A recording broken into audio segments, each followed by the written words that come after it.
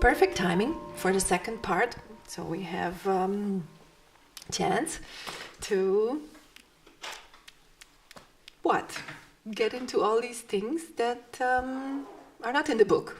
Talk about the book or about what you think might be useful for you with such a book. Well, your last statement about self-discovery is not just about discovering experience, but creating them. Yes. And so that resonated with me. So what do you have some sort of a roadmap or suggestions on how one goes about doing that in the book or now?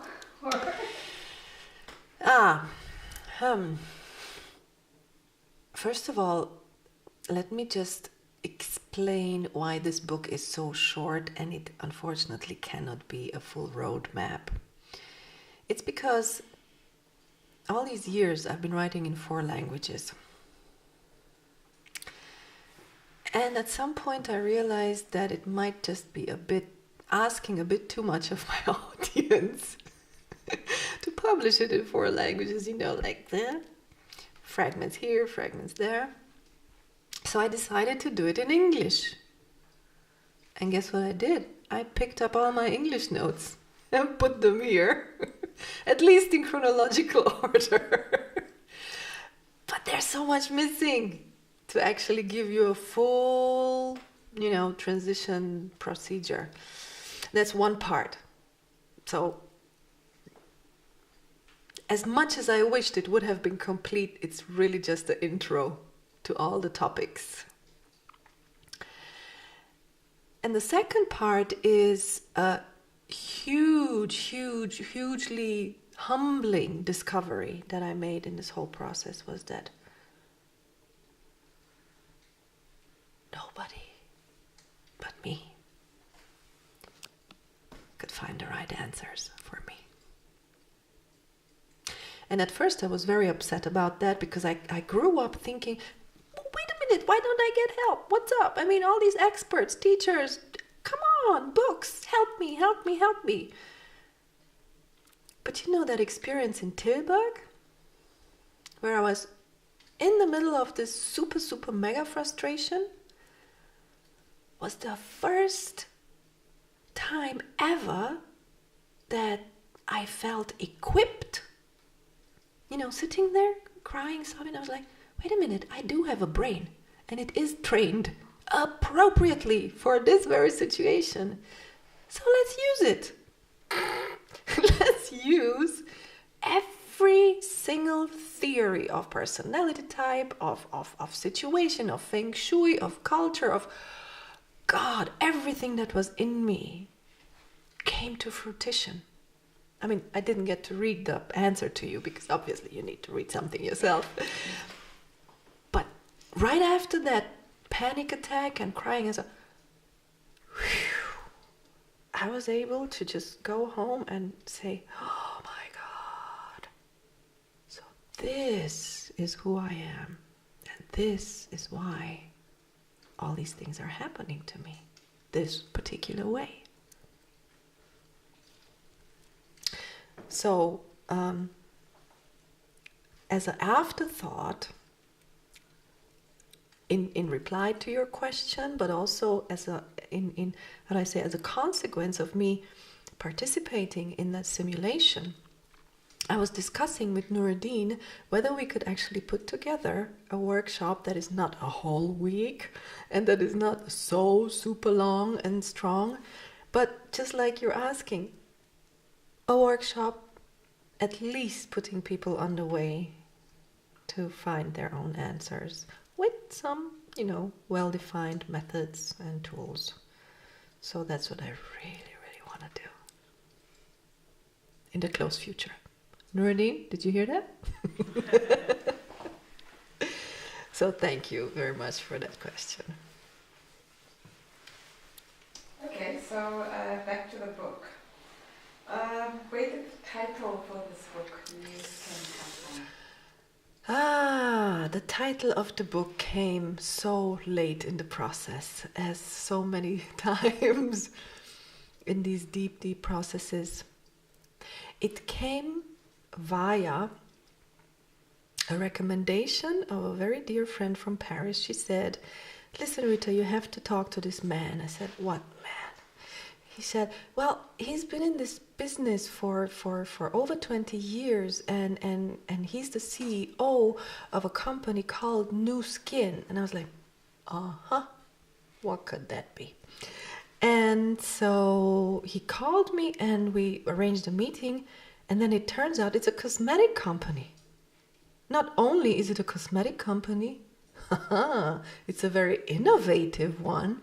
It's a highly specialized, structured, worldwide something, and they invited me to test their products. I was like, I must be in heaven. How cool is that?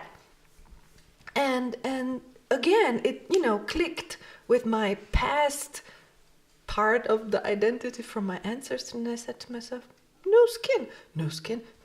What a good metaphor for my own, rediscovery. New skin. Of course, new skin. That is, in consequence, not just the title, but that's what I've been writing this all about, really. Describing how to get my new skin. So, that was that. And of course the products are great too. Laura, darling. Yes. From what you shared with us tonight, the feeling I have is that it's very honest. It's like the naked truth that you put out there. This is my own perception. Now the question is, in case I'm right, and indeed it proves to be like this, the whole book, my question is, how does it make you feel sharing so truthfully something which is so personal and something which touched you in so many ways? Basically, you are showing to the world yourself. So, oh, haven't you just articulated precisely what has been on my mind for the last 7 years? oh. Oh my God, yes. I told you I'm a single child. I don't have any siblings, right? So, as a single child, I grew up with a maximum relationship circle of my grandparents, my parents, and books. Friends were always so, how do I say, so much fluctuation because of the different places where we lived and, different stages, different languages.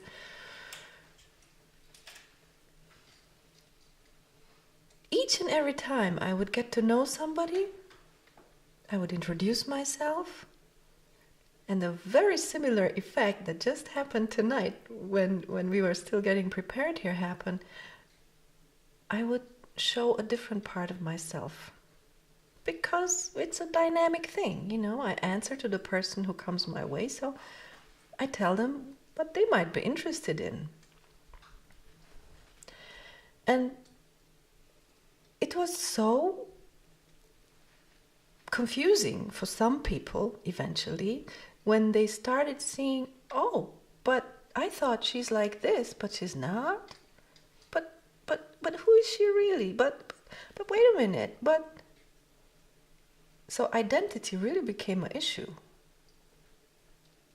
And the tip of the iceberg that really made me decide to put it out there and speak my truth was in the face of this huge migrational crisis that started here in Germany a couple of years ago, where I was the vice president of the Society for Intercultural Training and Research, and everything was happening at the same time, and we were asked as board members, oh my God, you have to do something to help. You are interculturalists.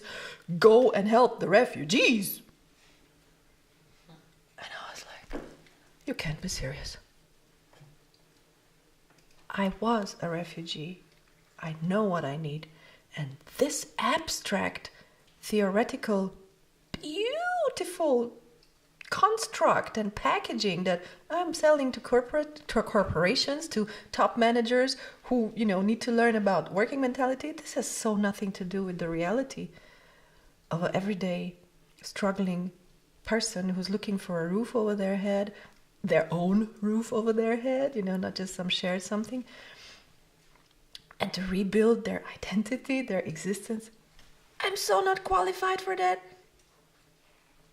And then I saw so many people who did feel very qualified for it, although they, just did the best they could without any qualification, certification, formation. And I started getting offended. I felt that this is the right time to just share what I thought was really needed back then when I was affected by the situation myself. Because all I needed was somebody to talk to.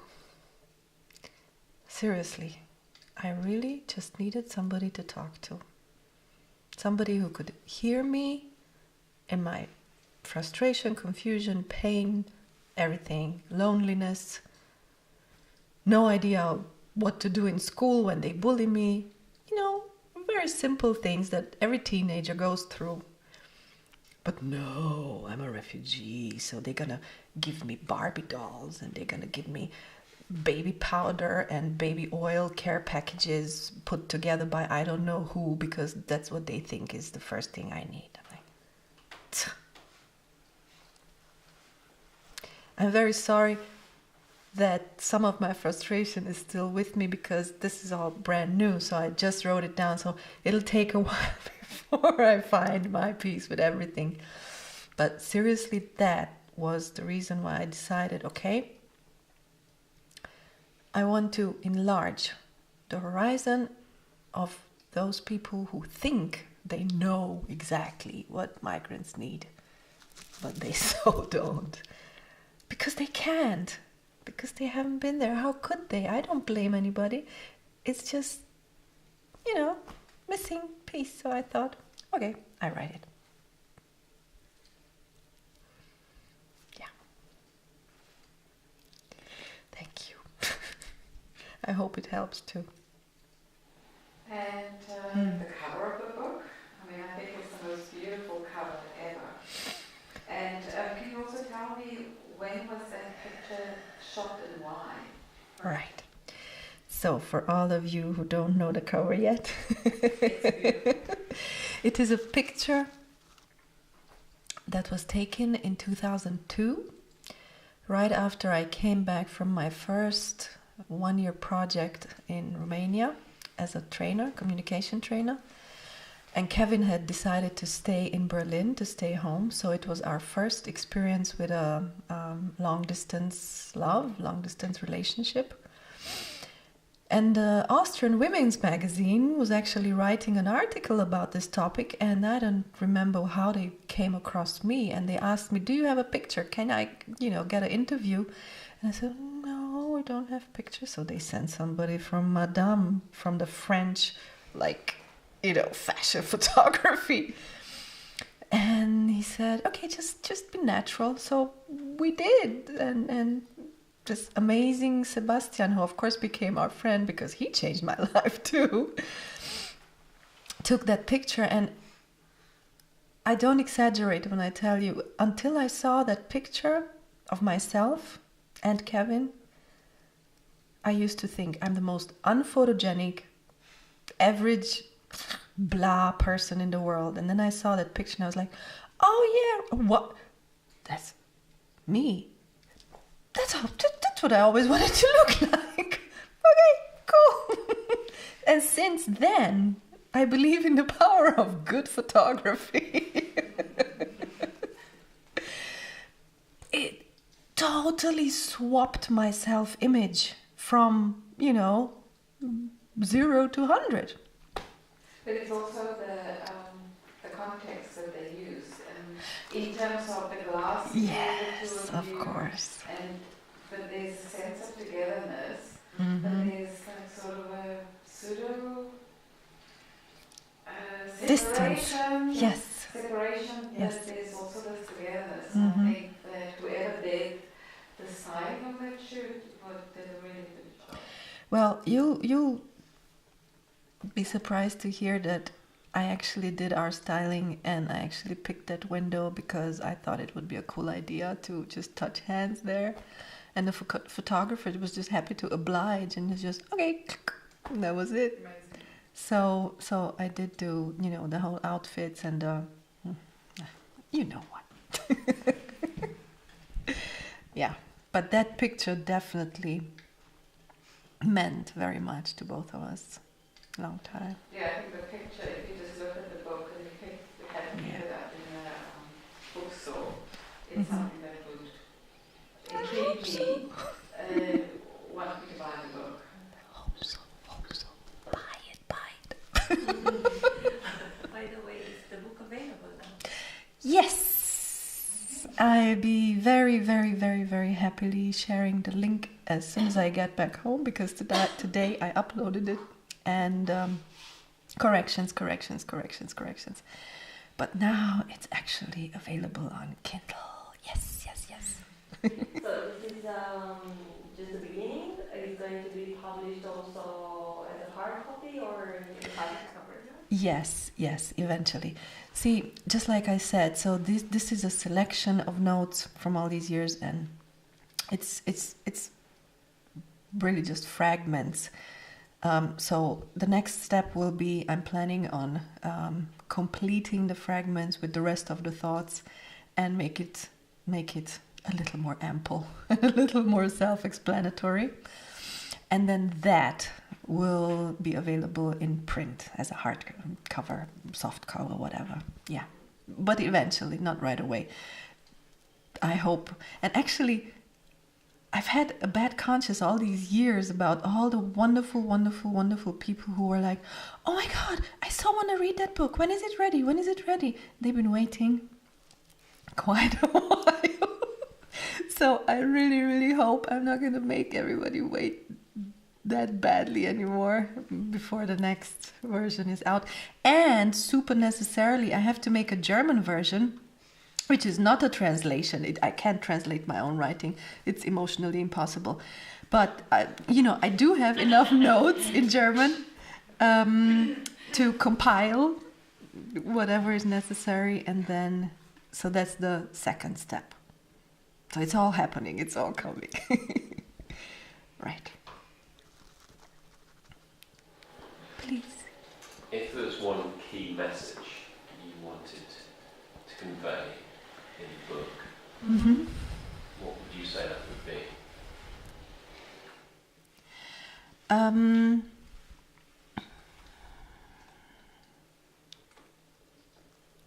Let me pick from the trillions of answers I could give you now. And let me pick the one answer that really has nothing to do with the pieces that I read tonight, but it has everything to do with my initial intention.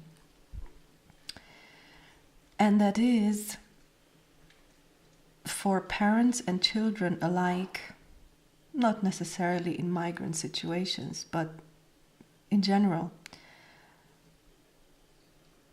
I would so love to initiate a kinder way of dealing with each other when it comes to life questions. So, in this whole process of self-discovery, I discovered that my fears, my handicaps, my challenges, my frustrations, all of that goes zoom, all the way back to early years with my parents. Now, mind you, they were the generation that was born during the Second World War. So, oh my God, they sure had, different challenges than me. But I'm like, guys, we all have problems. Grown-ups have problems, children have. Can't we like sort them out and still be nice with each other? Can't we just focus on exchanging that life nurturing type of emotion, life nurturing type of understanding with each other that made us come here in the first place? Do we really have to beat each other up so badly with words? Mostly with words, thank God, just with words. But oh, come on, words are enough of a punishment sometimes to traumatize. And then to get out of that, I'm like, please. So I hope that I can initiate that thought with this book, because it's an easy read. And my parents are in there. That's why I need a German version of it, so they can read it quickly. Yeah. But there's also a sense of survival and overcoming in the book. That's how I feel. Healing. I call it healing. Yes, not just surviving and overcoming, but even healing. Healing myself, having found permission, given myself permission, having learned many methods, many ways of healing myself. Yes, very much. I want to really, really bring that home, which comes back to the very first question. What's the idea? What's the top tip? What's the answer? The answer is you have to answer, and you have the permission to heal yourself.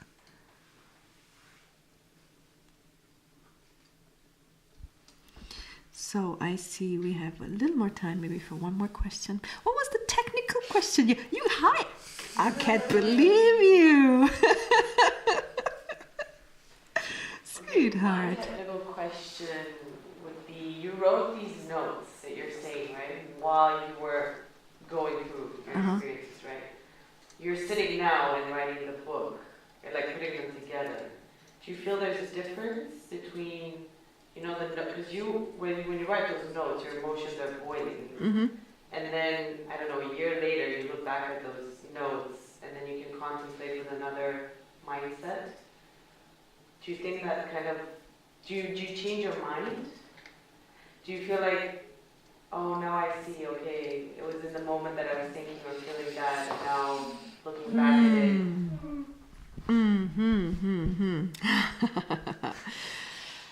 That's the therapeutic part about writing. That's actually precisely the desired effect, that you go back over notes and you look at them with a different mindset, different emotion. However, for the process of publishing a book, it was tremendously counterproductive to look at those old notes thinking, this isn't even valid anymore. What I went through back there has like no relevance today. I said, This is precisely what I need to write for myself and put it in a book so I can reread my own evolution and how I got here today based on all the little steps that I took until now. Because that's one part in therapy, but also in self-development and even in normal learning, going through life, learning your lessons, we tend to forget ever so often and ever so easily. We forget where we came from as a starting point of our reflection. We just forget how blind we used to be and what a beautiful progress and how many successes we actually achieved until today. How much we have survived. All the panic attacks and all the crises and all those times where we're like, this is the end of the world, no. And then you survive it. And then 10 years later, like,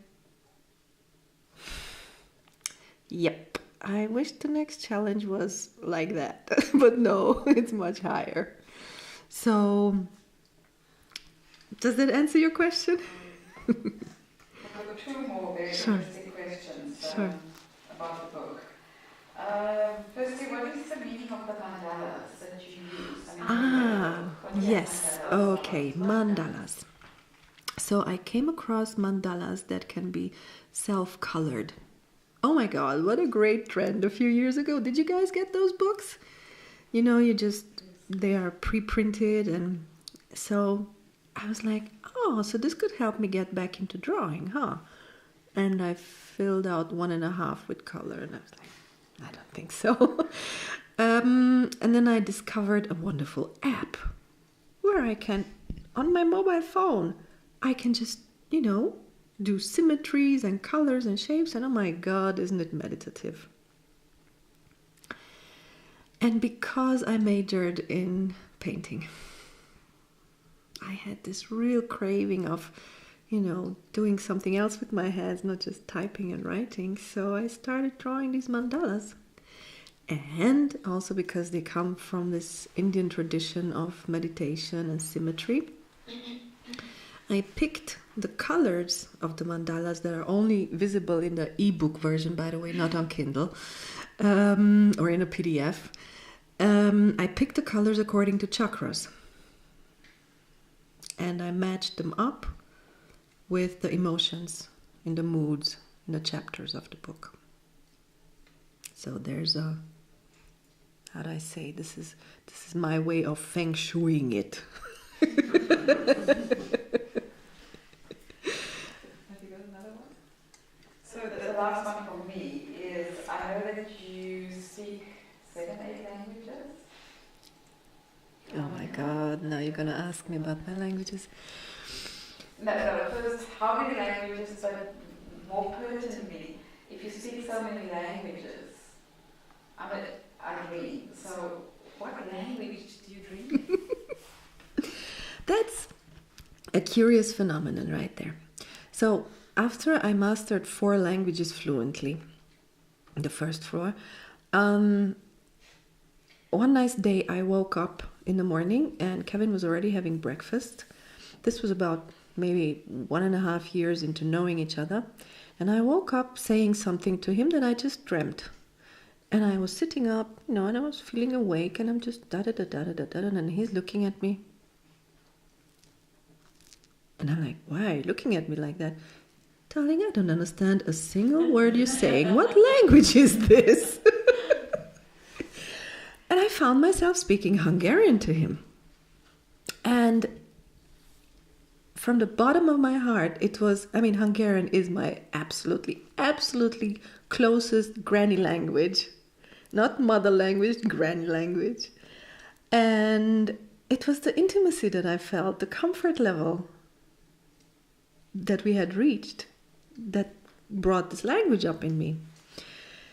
And that's when I just stopped thinking in languages, stopped dreaming in languages, and it's moods. That's why I chose moods instead of chapters here, because the major mood that I have, what I'm trying to express, what I'm trying to say, plus the person who's sitting in front of me determines the language that I use.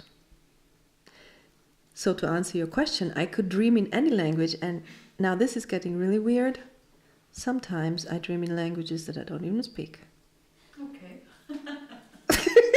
No, seriously, it's like I see some TV sequence, subtitles, and in the dream, I remember the first time I was dreaming Chinese. And I woke up thinking, how did that happen? I have no idea. I can't tell you. But it happens. You understand the context of the Of course. And I can read Chinese in my dream. Yeah, right. Vanishes, unfortunately, when I wake up. So please, maybe. Can I ask one more question? Yeah. I'm fascinated with the dream thing. When I dream, I develop dreaming in words, like symbols and memories and so on. Yeah. But when I'm conscious, if a thought pops into my head, quite clearly in my mother tongue, English. So if a thought pops into your head, which language would Right now, English. You know, English also became my household language because, you know, Kevin was from America, so we'd speak English for 20 years, non-stop. And it became just, you know, the most comfortable language for me to speak in. However, seriously, because, see, I'm not just speaking these languages out of the blue, I work with them all the time. So I will research in different languages. So whichever language I'm researching in, that's what, you know, the brain just processes that. Or if I get a sudden phone call and then I have to speak to somebody in what, not Romanian, then blah, blah, blah, blah. That's what it is. Please. I wonder if Kevin keeps speaking to you or his voice is quiet and quiet. You know, because Kevin is a memory, a very vivid one, and a very complex one, and simply because we've known each other so well, I can pretty much decide when I need his help and when not. And the same thing I do sometimes with my grandmother. Or sometimes I try to quiet my mother down. So when it comes to voices, I've started working with voices. I mean, we learned about them in systemic coaching because the inner dialogue is very clearly existent for everybody, but not everybody is aware of it. So then, you know, in these methods, you make them, you give them a name, you give them a face, you give them a voice, you give them a task, and you can help people activate those inner voices, just, you know, in terms of need or situation. And so Kevin, of course, has his sacred place. And oh my God, we're having fun sometimes because I can still hear how he would comment on something, or how he would make a joke about something, or how he would complain about something. And now, of course, it's easy for me to talk to you about it because the worst part of this whole bereavement thing is over. And I can easily think about him and talk about him. But for the first 3 years at least, I totally cancelled him out. It was impossible. It was like, just don't talk to me about him. I don't want to see pictures. I don't want to see videos. Just no, not yet. It's pretty strong. I still wouldn't want to see a video with him now. But, yeah, the voice is okay.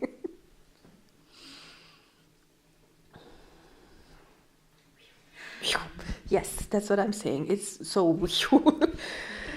Thank you. Thank you for these questions. Thank you for being interested in all this. And I'm looking forward to see you at the book club discussion, maybe. Surely. Yeah. So...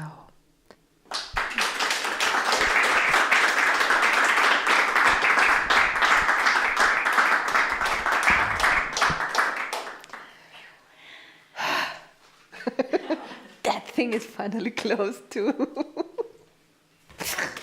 Cut out. Choose.